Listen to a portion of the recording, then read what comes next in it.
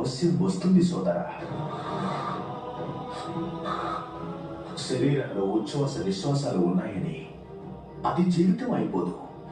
హృదయంలో సుఖం, మనసులో ఆశ నశించిపోతుంటే దానిని మృత్యు అనే అంటారు అగ్రజ.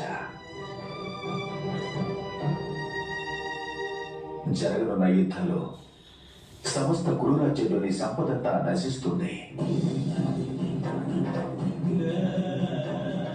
లక్షలాదిగా యువకులు మరణిస్తారు.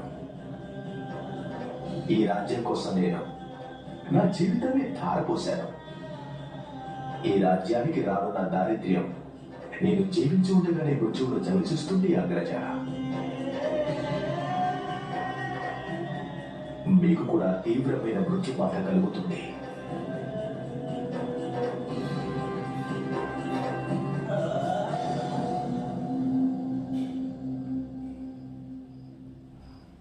అన్నకు మిత్రుడా,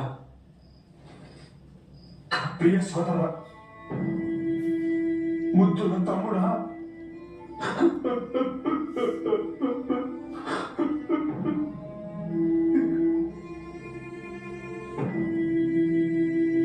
ఈ దుర్దశ నుండి తప్పించుకునేందుకు ఏదైనా మార్గం చూపించు విదురా, మార్గం చూపించు. ఒకవేళ పాండవుల క్షమాపణ కోరి వారికి మనం లొంగిపోయి